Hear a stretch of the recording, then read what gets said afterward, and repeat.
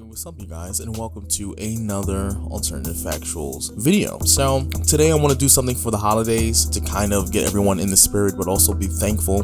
This video is going to be sponsored by Kugali Media, and this is in celebration of Christmas, Hanukkah, Kwanzaa, whatever you celebrate. I want this to be a video for just us, kind of people of color, and anyone as well who is just interested in comic books for the holidays. This story is not, I wouldn't say not action-packed, I would be lying, but it's not one of those stories where it's like completely held in a fictional world. So you already know Kugali Media is a company where they kind of tell stories, African narratives, and they kind of do it in a way that helps represent us in not so much a negative light, but also in a positive light. You know, they tell the different ranges of stories that reflect us as Black people. And this is a company I think everyone should go out and support. I said this before.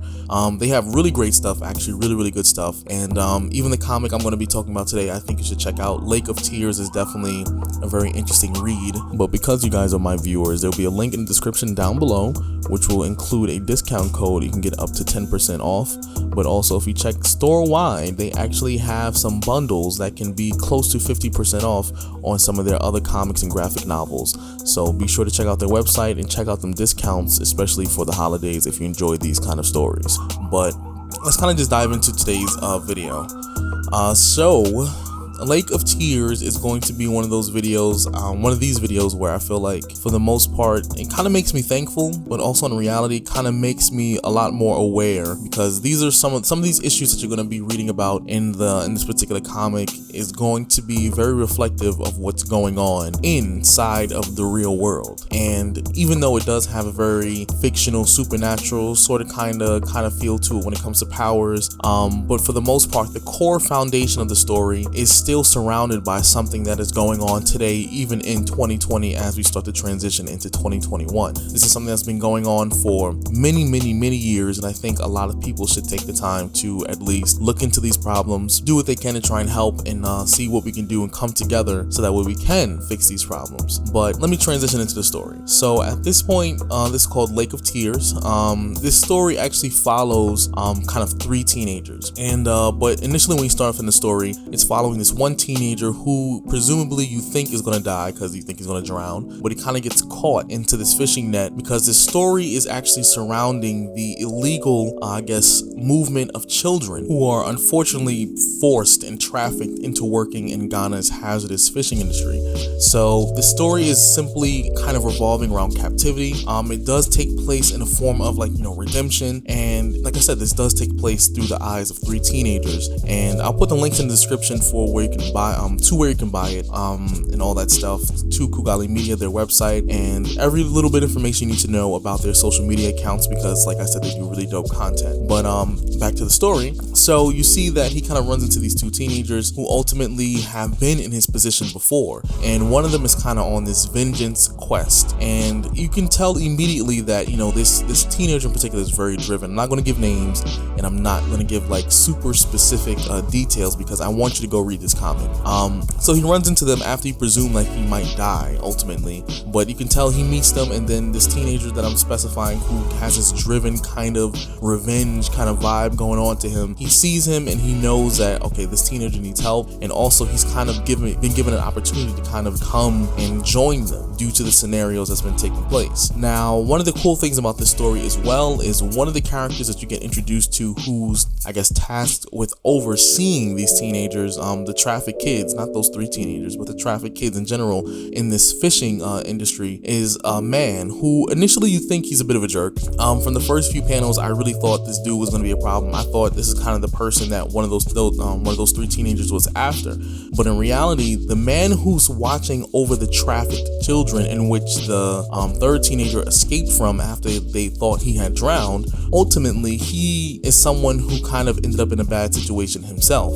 Comes to find out, he owed some money, and then he himself was bound to someone who lent him that money, who happens to be, the way he's drawn, someone who's pure evil. So the guy, the middle-aged man who you see overseeing these kids, was a victim in himself. He is not someone who wants to be out there trafficking these kids, and he does care about these kids to a certain extent, because he knows the treatment of these kids is just so terrible. But in reality, there's nothing he can do because he borrowed from this man, and this man required his money back, and then he couldn't pay him back for whatever reason. The middle-aged man couldn't pay back the owner of these children that he's kind of having him watch over.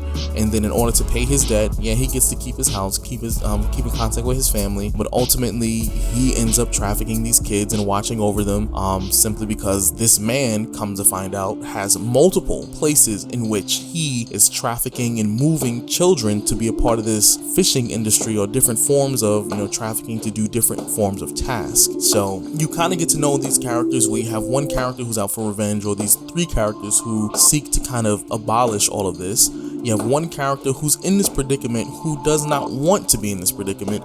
Then you have pretty much the big bad who he wants to do this. He's just an overall monster, pure, like in definition, pure evil. And even the way he's drawn, the way he's depicted, and even the way he moves is just like this creepy, otherworldly person. And then, the drawing like that is very intentional for the most part. You can understand that for the character he's portraying, he's supposed to seem like this supernatural evil. He's really thin, slim, though he got this cane in his hand. Every time he wears his hat, no matter what time of day it is, the shadow casted across half of his face. So for a fact, like, this person is not someone you really want to be dealing with for the most part. And he's very comfortable in his lifestyle, because I'm going to say at some point during the story, the three teenagers do end up running into him, but he doesn't even seem fazed by the possibility that he could get caught, because in reality, it almost seems like as if he can't be beat. And it's not even so much like he has powers. It's just he's just that intense, that energy, that darkness that he gives off. He's just that intense. So I don't want to give you every waking bit of this story. I read this story twice, actually, completely read it twice, and I want you to take the time to get to know this story. I want you to support these people like Kugali Media, because like I said, they are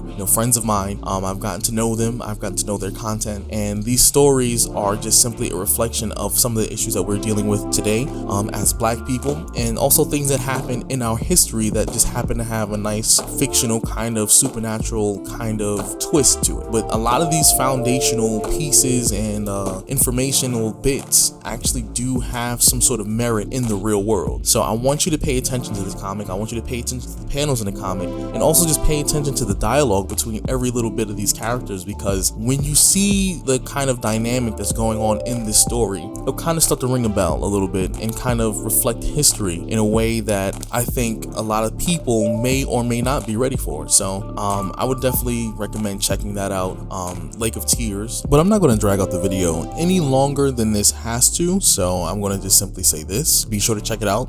Read Lake of Tears. I didn't give you any important or anything that gave away too much information regarding the comic, but check it out, and be sure to like, share, and of course subscribe. Leave your comments down below.